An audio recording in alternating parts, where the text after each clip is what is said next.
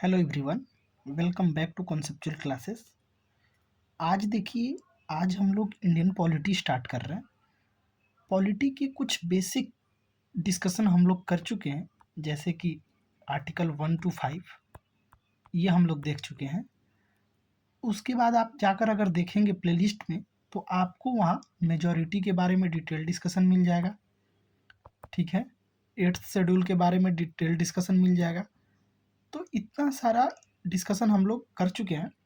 लेकिन आज जो है हम लोग स्क्रैच से, जैसे इकोनॉमी स्टार्ट किए थे या फिर हिस्ट्री स्टार्ट किए हैं, उसी बेसिस पे आज से हम लोग इंडियन पॉलिटी स्टार्ट कर रहे हैं। तो आपको जो है एक, आप ये सोच सकते हैं कि आपका एक ये यूपीएससी हो गया या फिर स्टेट पीसीएस हो गया या फिर कोई भी कॉम्पिटिटिव एग्जाम्स जैसे कि सीजीएल हो गया, एसएससी का एग्ज़ाम हो गया, रेलवे का एग्ज़ाम हो गया,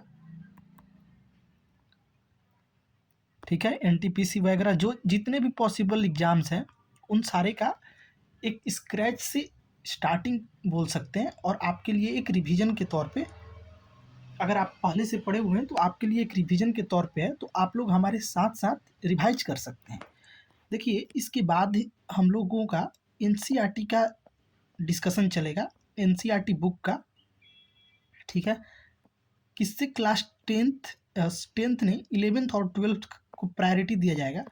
जैसे हम लोग जो है अभी 11th क्लास 11th इकोनॉमी पे वर्क कर रहे हैं। जैसे ही इकोनॉमी का पार्ट कंप्लीट होता है, उसको हम लोग आप लोगों के साथ लाइव डिस्कशन करेंगे। लाइक पूरे एनसीईआरटी को चैप्टर वाइज जाएंगे। तो अभी फर्स्ट चैप्टर पे हम लोगों का काम चल रहा है, और उसमें जितने भी इम्पोर्टेंट पॉइंट है, जैसे अगर किन्हीं ने एनसीईआरटी पढ़ा है तो उसमें क्वेश्चन देता है कि इस क्वेश्चन को आप करके देखिए। तो वो सारे क्वेश्चंस को हम लोग करके अपलोड भी करेंगे, सो दैट कि आपको एक आइडिया लगे कि कैसे जो है क्वेश्चंस को अप्रोच करना है। या फिर सपोज कीजिए कि आपको आता भी है, सब कुछ आता है, लेकिन होता क्या है कि आप जो है प्रॉपर टाइम नहीं दे पा रहे हैं। ठीक है, क्योंकि पढ़ना बोरिंग होता है, ये सबको पता है। लेकिन अगर उसको इंटरेक्टिव वे में किया जाए, जैसे मेरे साथ साथ कर लिया जाए वीडियो के माध्यम से, जैसे आप सोने जा रहे हैं, ईयरफोन लगाकर सुन रहे हैं, ऑडियो बस सुन रहे हैं, तो आपको जो है एक, ये बोल सकते हैं, जो कॉन्फिडेंस है ना, वो कॉन्फिडेंस लेवल आपका हाई हो जाएगा उस टॉपिक पे आपका कमांड बढ़ जाएगा। ठीक है, तो इन सारी चीज़ों को देखते हुए, चूँकि हम लोग भी, जो हमारे टीम मेंबर्स हैं, वो भी अभी प्रिपरेशन फेज में ही है। आप समझ सकते हैं, कोई यूपीएससी मेंस दे रहा है, कोई यूपीएससी इंटरव्यू तक गया है, कोई जो है सीजीएल क्वालिफाइड है, और कुछ लोग जो है अदर कॉम्पिटिटिव एग्जाम्स की प्रिपरेशन कर रहे हैं। ठीक है, तो चलिए स्टार्ट करते हैं। अगर आपको लग रहा है कि ये बेनिफिशियल है, तो आप साथ में देख सकते हैं और साथ साथ रिवाइज कर सकते हैं। ठीक है, तो चलिए स्टार्ट करते हैं और देखते हैं कि पॉलिटी का ओरिजिन क्या है और कैसे डेवलपमेंट होते चला गया। ठीक है, तो चलिए देखते हैं। जो पहला टर्म है कि पॉलिटी होता क्या है, सबसे पहले आपको ये पता होना चाहिए कि पॉलिटी वर्ड आया कहाँ से। तो जो पॉलिटी वर्ड है, ये एक ग्रीक वर्ड है। ठीक है, ग्रीक वर्ड है, और ग्रीक वर्ड पॉलिस से बना हुआ है। ठीक है, पॉलिटी क्या है, ग्रीक वर्ड पॉलिस से बना हुआ है, और इस पॉलिस का मतलब क्या होता है, city state. City state jot down करते जाइएगा अगर आपको लगेगा कि इंपॉर्टेंट है तो, अदरवाइज पीडीएफ तो टेलीग्राम ग्रुप में डाल दिया जाएगा। ठीक है, तो वर्ड जो है पॉलिटी, वो कहाँ से आया है, ग्रीक वर्ड पॉलिस से, और इस पोलिस का मतलब क्या होता है, सिटी स्टेट। तो अब इम्पॉर्टेंट ये है कि सिटी स्टेट क्या होता है, ये हमें पता होनी चाहिए। ठीक है, तो सिटी स्टेट का इस तरह से आप समझिए कि कोई भी सॉवरिन इंडिपेंडेंट हो, उसको हम लोग सिटी बोल सकते हैं। सॉवरिन, सॉवरिन का मतलब समझते हैं या नहीं, कमेंट में आप लोग बताइएगा कि सॉवरिन का मतलब क्या होता है। ठीक है, सॉवरिन हो, इंडिपेंडेंट हो। ठीक है, और स्टेट रिप्रेजेंट करेगा किसको, टेरिटरी को स्टेट हम लोग बोल सकते हैं। आर्टिकल 12 अगर आपको पता हो तो उसमें स्टेट का डिफिनीसन है। हम लोगों को ऐसा एक बार के लिए लग सकता है कि state means state just represent a particular state और अ पार्टिकुलर कंट्री, बट नहीं, ऐसा नहीं है। स्टेट का मतलब होता है, अगर कोई एक बड़ा फॉर्म है, जैसे टाटा का ही एग्जांपल ले लें, तो Tata itself is an example of state. ठीक है, तो स्टेट क्या हो गया? टेरिटरी हो, कुछ पॉपुलेशन हो वहाँ का, और गवर्नमेंट हो, वहाँ कोई ना कोई एक एडमिनिस्ट्रेशन हो। तो ये तीन कैरेक्टरिस्टिक है स्टेट का, तो इसको ध्यान में आप रख सकते हैं। सॉवरिन का मतलब होता है कि कोई भी इंटरनल या एक्सटर्नल फोर्स अप्लाइड ना हो, यानी कि जो गवर्नमेंट है वहाँ का वो सेल्फ लाइक डिसीजन लेने में, जो भी डिसीजन लेना हो वो खुद से ले रहा है, उसके डिसीजन में किसी अदर का इंटरफेरेंस ना हो। ठीक है, यानी कि अगर आप बहुत ऐसे कंट्री देखे होंगे, जैसे कि देखिए बाइंडिंग अग्रीमेंट होता है, that is different thing. International binding होता है, इसीलिए आज की डेट में आप ऐसा सोच सकते हैं कि कोई भी कंट्री हो, कोई भी कंट्री 100% सॉवरिन नहीं हो सकता है। ये आपको एक एमसीक्यू के फॉर्म में देखने को मिल सकता है कि क्या कोई कंट्री 100% सॉवरिन हो सकता है? तो इसका आंसर होगा नहीं। क्यों? क्यों नहीं होगा? Because we all are not one, मतलब जितने भी देश हैं वो सभी जो है इंटरनेशनल अग्रीमेंट से कुछ ना कुछ इंटरनेशनल अग्रीमेंट से अग्रीमेंट जो है साइन किए हुए हैं, जो कि बाइंडिंग नेचर का है। ठीक है, तो इसी वजह से क्या होगा, कोई भी कंट्री या कोई भी नेशन या कोई इंडिविजुअल, इवन एक इंडिविजुअल का भी एग्जाम्पल ले ले, खुद का भी एग्जाम्पल ले ले, तो हम लोग जो है सारा डिसीजन खुद से नहीं लेते हैं। कुछ होता है सोसाइटी के इन्फ्लुएंस में लेते हैं, कुछ जो है हाउस होल्ड के इन्फ्लुएंस में लेते हैं। तो इसी वजह से कोई कंट्री, कोई नेशन या कोई इंडिविजुअल जो है 100% सॉवरिन नहीं हो सकता है। सिटी स्टेट क्लियर हो गया, सॉवरिन क्लियर हो गया, और सिटी स्टेट का कैरेक्टरिस्टिक क्लियर हो गया। ठीक है, होपफुली ये सब तीनों पॉइंट क्लियर हो गया होगा कि सॉवरिन कोई। अच्छा, इंडिया की अगर बात कर ले, तो क्या इंडिया 100% सॉवरिन है? तो जब हम लोग ऑलरेडी डिस्कस कर लिए कि ना कोई कंट्री, ना कोई इंडिविजुअल, ना ही कोई नेशन 100% सॉवरिन हो सकता है, सॉवरिन हो सकता है। ठीक है, क्लियर हो गया। अब क्वेश्चन आता है कि इंडिया सॉवरिन है या नहीं है। तो आंसर तो पता चल गया कि नहीं है, 100% सॉवरिन नहीं है। लेकिन आपको बताना है कि क्यों नहीं है, वाई। सोचिए, क्यों नहीं है, क्या रीजन हो सकता है कि ये जो है 100% सॉवरिन नहीं है। तो अभी हम लोगों ने डिस्कस किया कि India has signed many international treaties.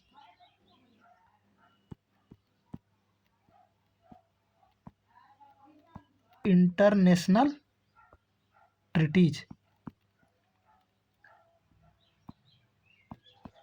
Clear हो गया। बहुत सारे इंटरनेशनल ट्रीटीज साइन किए हैं, और वो जो है इंटरनेशनल ऑर्गेनाइजेशन का पार्ट है। जैसे एग्जांपल में आप देख सकते हैं यूएनओ का, यूनाइटेड नेशन, यूएन का, डब्ल्यूटीओ हो गया, वर्ल्ड ट्रेड ऑर्गेनाइजेशन। तो इस तरह से इंटरनेशनल ऑर्गेनाइजेशन के बहुत सारे इंटरनेशनल ट्रीटीज को हम लोगों ने साइन किया है। That's why India is not 100% sovereign. Clear, clear हो गया। अब जो है आगे देखते हैं कि सिटी स्टेट के बाद क्या। सिटी स्टेट तो समझ गए, नेक्स्ट देखते हैं सिटी स्टेट से पहले एक बार डिस्कस कर लेते हैं साथ में ही। देखिए, सिटी स्टेट हो गया। सिटी स्टेट में हम लोग स्टेट के कैरेक्टरिस्टिक देख लिए, फीचर्स देख लिए, और सॉवरिन क्या होता है ये देख लिए। अब देखिए, सिटी स्टेट के बाद आता है नेशन। नेशन, तो नेशन जो है कौन से वर्ड से बना है? नेशन जो है लैटिन वर्ड से बना है। ये पॉलिटी जो है ग्रीक वर्ड पोलिस से बना था। नेशन जो है लैटिन वर्ड से बना है, NASCI, नास्की, नास्की वर्ड से बना है नेशन। ठीक है, और ये नास्की का मतलब होता है किनशिप, किनशिप या फिर सेंस ऑफ यूनिटी। क्लियर? नास्की का क्या मतलब होता है? किनशिप, जो फैमिली जिसको बोल सकते हैं, या फिर सेंस ऑफ यूनिटी, मतलब एक यूनिटी की सेंस। तो जो होता क्या है कि इन सारे डिबेट, लाइक नेशन का एक डिबेट चल रहा है कि क्या इंडिया जो है नेशन है भी या नहीं। तो देखिए, जो वेस्टर्न कंट्रीज हैं वो मानते हैं कि नेशन वही होगा जहाँ एक सिमिलैरिटी हो। सिमिलैरिटी किस चीज़ की हो? आइदर सेम रिलीजन के लोग हों, ठीक है, सेम रिलीजन के लोग हों, या फिर कुछ ना कुछ कॉमन हो, something is common, something common हो। समझ रहे हैं?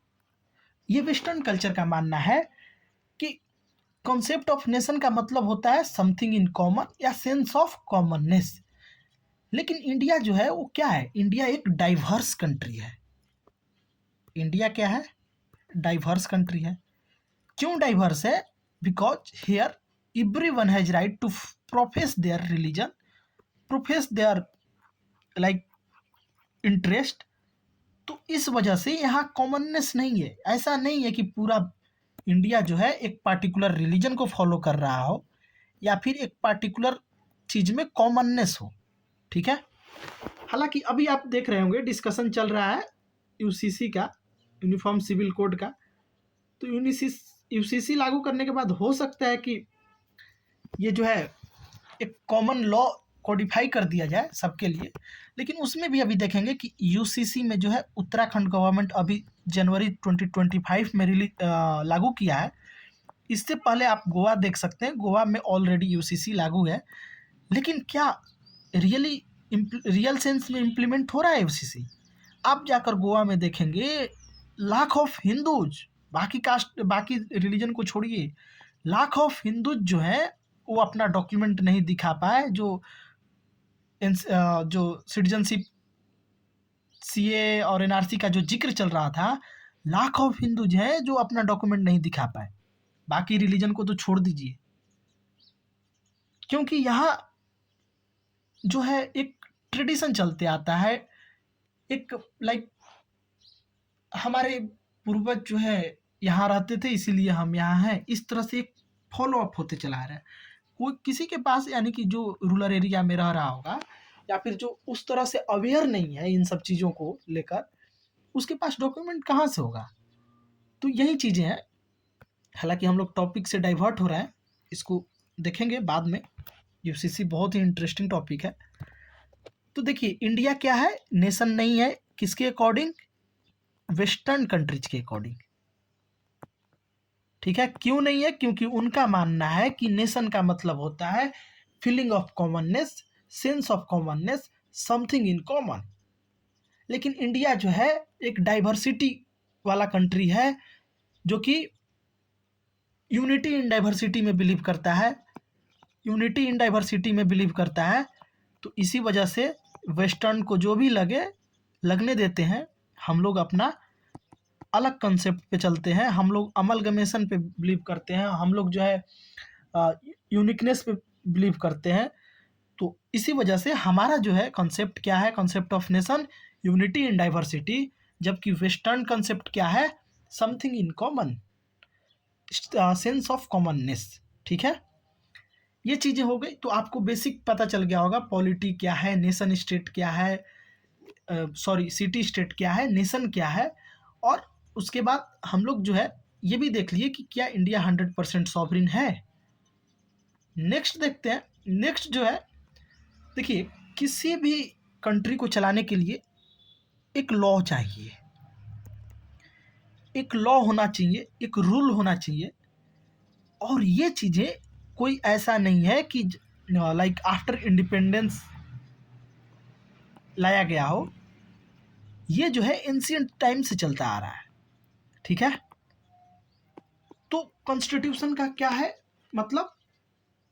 Supreme law of country. फिलहाल तो कॉन्स्टिट्यूशन ऑफ इंडिया जो है सुप्रीम लॉ ऑफ कंट्री है, इसको हम लोग सुप्रीम लॉ मानते हैं। बिकॉज कॉन्स्टिट्यूशन ऑफ इंडिया जो है वो एक फ्रेमवर्क डिफाइन करता है, किसके लिए? गवर्नेंस के लिए। उसके साथ साथ पावर, फंक्शन और रिस्पॉन्सिबिलिटीज किस डिपार्टमेंट का या किस ऑर्गन ऑफ गवर्नमेंट का क्या होगा, ये सारा चीज़ कौन डिफाइन करता है? कॉन्स्टिट्यूशन डिफाइन करता है। कॉन्स्टिट्यूशन जो है बेसिक राइट्स प्रोवाइड करता है इंक्लूडिंग फंडामेंटल राइट्स, ठीक है। उसके बाद आप देखेंगे कि डीपीएसपी भी है जो कि स्टेट फंक्शनिंग के बारे में बताता है, यानी कि अगर स्टेट जो है चाहे तो ये सारी चीज़ें फॉलो अप कर सकता है, इम्प्लीमेंट कर सकता है अपने यहाँ। इसका एग्जाम्पल है यूसीसी आर्टिकल 44, ठीक है। यूसीसी फंडामेंटल राइट नहीं है, कॉन्स्टिट्यूशनल राइट नहीं है, लीगल राइट नहीं है, लेकिन इस यूसीसी जो है डीपीएसपी का पार्ट था, उसको गोवा और उत्तराखंड ने क्या किया, स्टैच्यूटरी राइट बना दिया, यू कैन से कि लीगल राइट के प्रीव्यू में ला दिया by making a separate act, ठीक है। तो कॉन्स्टिट्यूशन क्या हुआ ये देख लिए। अब जो है आप भी सोचेंगे कि कॉन्स्टिट्यूशन का ओरिजिन कैसे हुआ, ये सब चीज़ें हम लोग देखेंगे बाद में, लेकिन मेन कॉन्स्टिट्यूशन का अगर बात करें तो उसमें 3R मेंशन होना चाहिए, उसी को हम लोग कॉन्स्टिट्यूशन मानेंगे। 3R मतलब जहाँ राइट की बात हो, जहाँ रूल की बात हो, और जहाँ रिलेशन की बात हो, ठीक है। राइट की बात हो, रूल की बात हो और रिलेशन की बात हो, वहीं जो है हम लोग कॉन्स्टिट्यूशन, उसी को हम लोग कॉन्स्टिट्यूशन मानेंगे। कॉन्स्टिट्यूशन जो है आप देखेंगे कि एंशिएंट टाइम से ही चला आ रहा है, ठीक है। अब आप देखेंगे कि कॉन्स्टिट्यूशन बहुत तरह का होता है, written, unwritten, complex, rigid, flexible, बहुत तरह का होता है। और इंडिया का तो कुछ अलग ही केस है, उसको हम लोग बाद में देखेंगे, ठीक है। अब कॉन्स्टिट्यूशनलिज्म क्या होता है इसको देख लेते हैं। कॉन्स्टिट्यूशन समझ गए, कॉन्स्टिट्यूशनलिज्म क्या होता है इसको देख लेते हैं।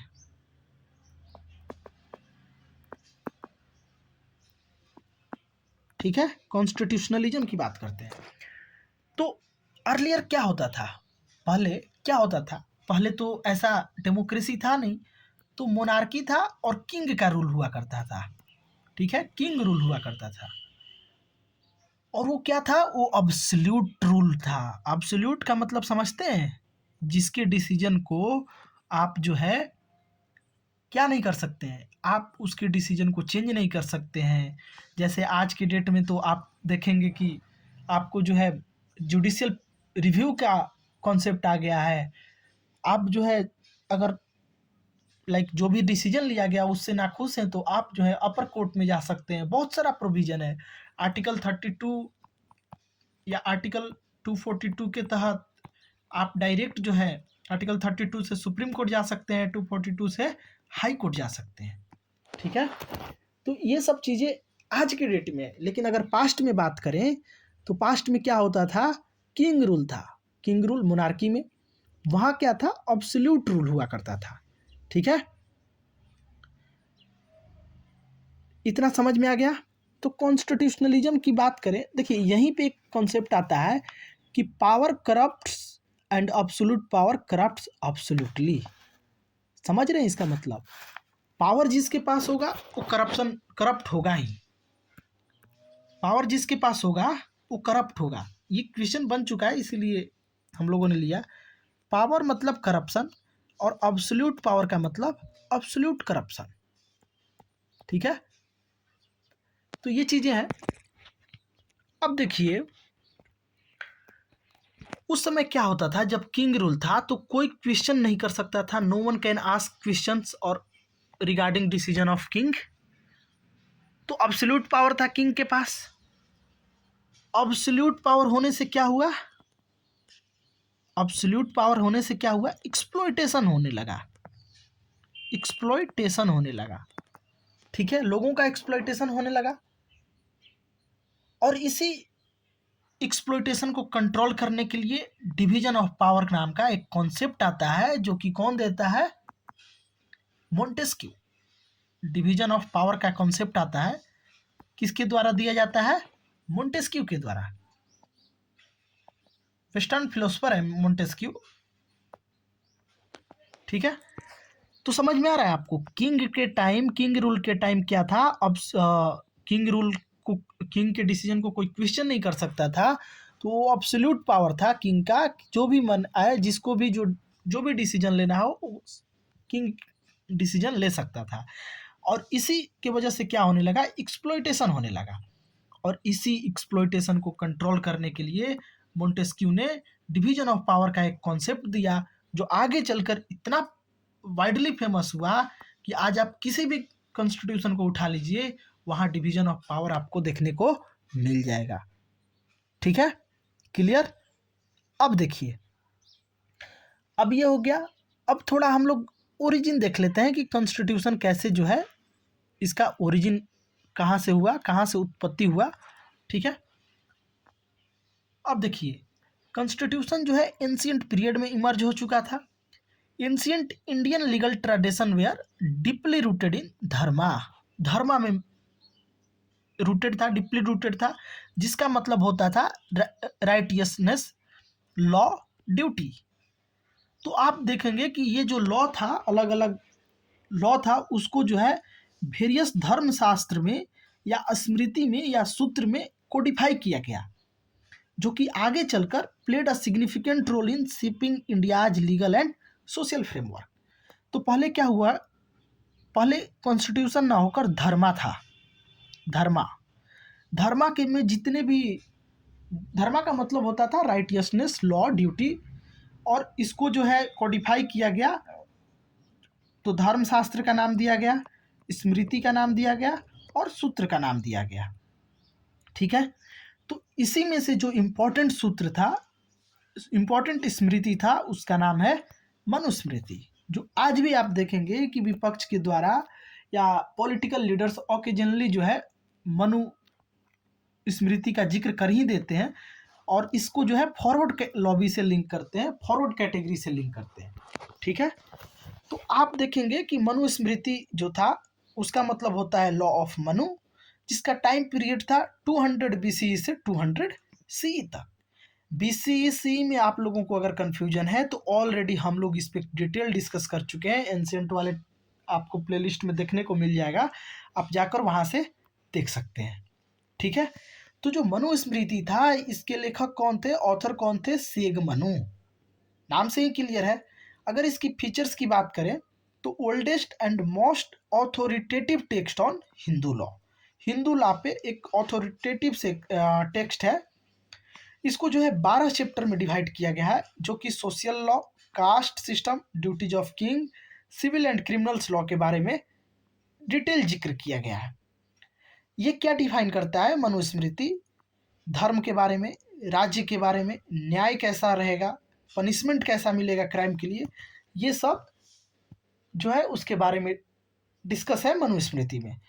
आपको पता होगा भीमराव अंबेडकर जी मनुस्मृति के पन्ने को जलाए थे।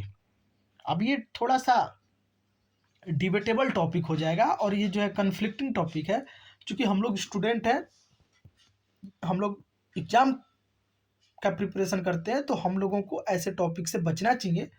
ठीक है, इरिस्पेक्टिव ऑफ आवर कास्ट और रिलीजन, हम लोगों को जितने भी डिबेटेबल टॉपिक हैं उसका दोनों पॉइंट देखकर क्वेश्चन को बैलेंस वे में आंसर करना चाहिए। ठीक है, तो मनुस्मृति आप लोग समझ गए होंगे, इसके लेखक थे सेग मनु। इसमें जो है ये जो है हिंदू लॉ पे एक ऑथोरिटेटिव टेक्स्ट है। उसके बाद अगर बात करें तो इसमें 12 चैप्टर है, जो कि social law, caste system, duty of Kings etcetera के बारे में जिक्र करता है। इसमें जो है धर्म, राज्य, न्याय और पनिशमेंट कैसा होगा क्राइम्स के लिए, ये सारी चीजें मेंशन है। नेक्स्ट जो है, उस समय 2 लॉ बुक हुआ करता था। 2 लॉ बुक हुआ करता था, एक दयाभाग और एक मिताक्षरा। ऐसे तो 24 है, लेकिन जो मोस्ट इंपॉर्टेंट है ये दोनों है, दयाभाग और मिताक्षरा। तो इनका जो टाइम पीरियड अगर देखें तो वही है 11 से 12 सेंचुरी सी के आसपास। इसके ऑथर कौन थे, विजनेश्वरा, जिसको कि मिताक्षरा बोला जाता है, और जमुतवाहना, जिसको कि दयाभाग बोला जाता है। ठीक है, तो मिताक्षरा के ऑथर कौन है, विजनेश्वरा, और दयाभाग के ऑथर कौन है, जमुतवाहना। याद रहेगा। अब देखिए, अब क्या होता है कि ये जो 2 main school of Hindu law था, ये जो है प्रॉपर्टी राइट और इनहेरिटेंस के बारे में बताता है। अगर आप डिफरेंट इंडिया के बारे में अगर पता हो तो आपको पता है कि डाइवर्स, बहुत ज़्यादा ही डाइवर्स कंट्री है हमारा। तो अगर आप अलग अलग स्टेट में गए हुए हैं या फिर अलग अलग स्टेट को समझने की कोशिश किए हुए हैं, तो आपको पता होगा कि दया भाग और मिताक्षरा जो है क्लियरली देखने को मिल जाएगा आज भी, even in present time. Basically उसके लिए आपको जो है दया भाग और मिताक्षरा के बीच का डिफरेंस जो है पता होना चाहिए।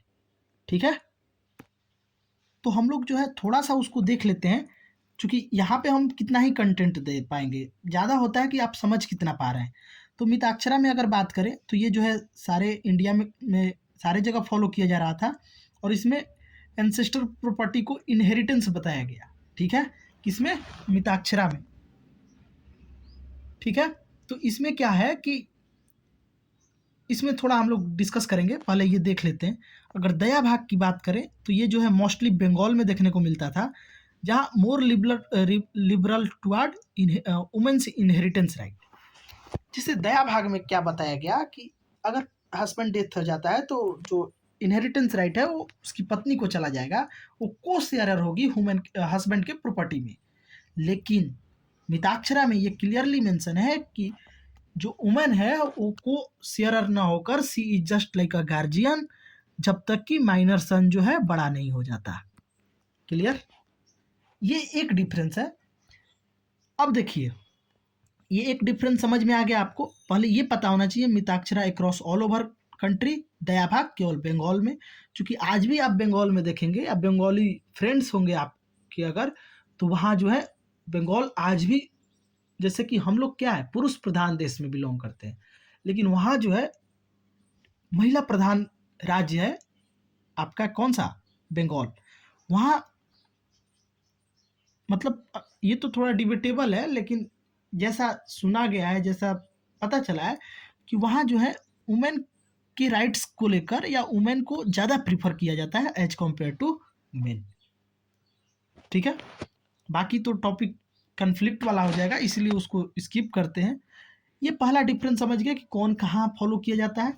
सेकंड डिफरेंस कि मिताक्षरा में क्या है, जो वुमेन है she is just like a guardian till her minor son become younger. ठीक है, जब तक कि उसका माइनर सन जो है बड़ा नहीं हो जाता तब तक वो केवल एक गार्जियन के तौर पे रहेगी, और जितने भी इनहेरिटेंस प्रॉपर्टी हैं उसको देखभाल करेगी। ठीक है, लेकिन बंगाल में क्या है, बंगाल में है कि सॉरी बंगाल नहीं, दया भाग में क्या है, दया भाग में है कि जो गर्ल्स होगी वो या जो वाइफ होगी वो को शेयरर होगी हस्बैंड के प्रॉपर्टी में, कभी भी आपसे ले सकती है। हालांकि अब तो कुछ अगर देखें आप तो दया भाग हर जगह ही फॉलो हो रहा है, चाहे ग्राउंड लेवल पे हो, रूरल एरिया में हो, या फिर टॉप इंडस्ट्री की भी बात कर ले, तो लोग इसको एज अ फैशन ट्रीट कर रहे हैं। ठीक है, अब देखिए इसके बाद एक और डिफरेंस देख लेते हैं। ये हो गया हम लोगों का मिताक्षरा, सॉरी ये हो गया हम लोगों का दया भाग, और ये हो गया मिताक्षरा।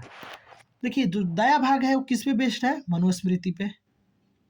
मनुस्मृति पे। जो मिताक्षरा है वो यज्ञवालक पे बेस है। अब ये क्या है? तो ये जो है धर्मशास्त्र है जो 24 है, जिनको कि लॉ बुक्स कहा गया।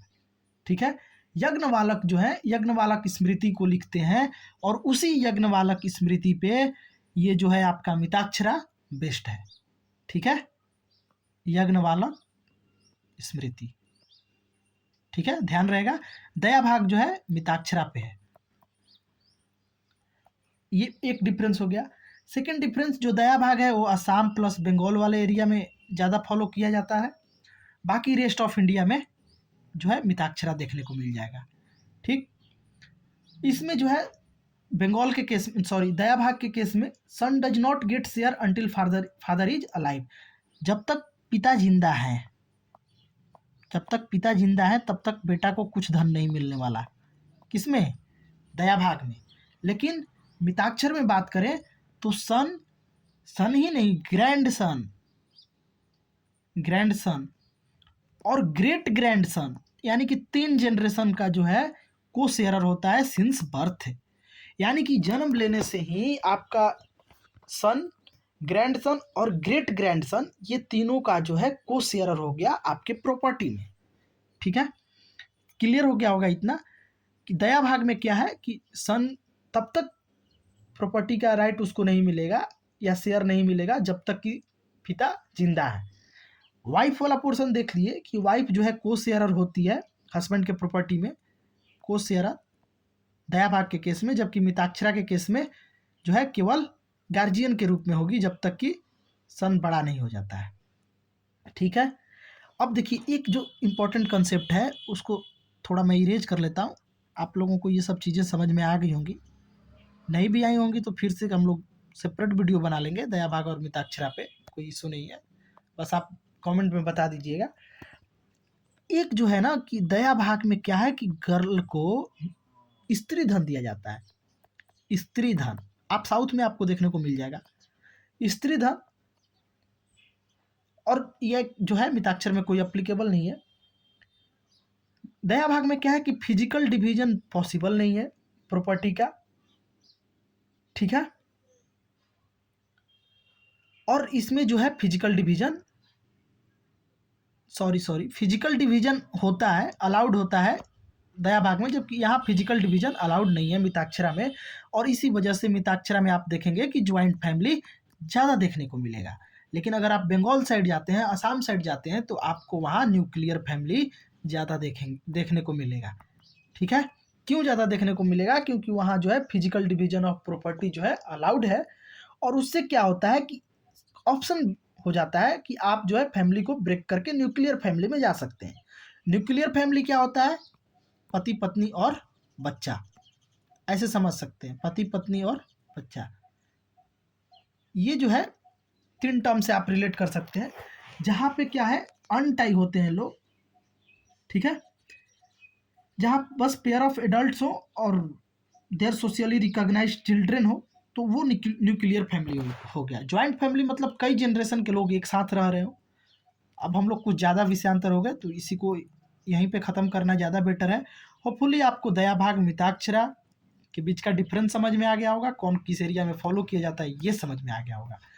अगर आपको ध्यान में रखना है तो दया भाग जो है किस पे बेस्ड है? मनुस्मृति पे, और मिताक्षरा जो है यज्ञवाल का स्मृति पे, ठीक है। अब जो है दया भाग में क्या है, बंगाल एरिया में है या असम में एरिया में है, ठीक है। तो इस तरह से आप कुछ सीक्वेंस बना लीजिए, DMBA, बाकी आपको MYR, तो कुछ कोड आप बनाकर ध्यान में रख सकते हैं, ठीक है। नेक्स्ट चलते हैं। नेक्स्ट जो है अर्थशास्त्र, जो कौटिल्य के द्वारा 4C में लिखा गया। ये अर्थशास्त्र जो है किस चीज़ पे लिखा गया है? तो state craft, economy policy and military strategy के बारे में मेंशन है। इसमें जो है गवर्नेंस, टैक्सेशन और डिप्लोमेसी के बारे में डिटेल डिस्कस किया गया है कि लाइक गवर्नेंस का क्या प्रिंसिपल होना चाहिए, डिप्लोमेटिक प्रिंसिपल क्या होना चाहिए, टैक्सेशन पॉलिसी क्या होना चाहिए, ये सारी चीज़ें मेंशन है, ठीक है। तो नेक्स्ट चलते हैं। नेक्स्ट हम लोग बात करते हैं टाइप ऑफ कॉन्स्टिट्यूशन की। अभी हम लोगों ने देखा कॉन्स्टिट्यूशन का ओरिजिन क्या है, कॉन्स्टिट्यूशन जो है एंशियंट टाइम से कैसे अलग अलग नाम के थ्रू चला आ रहा है, दया भाग मिताक्षर क्या है ये देख लिए। अब जो है टाइप ऑफ कॉन्स्टिट्यूशन की बात कर लेते हैं।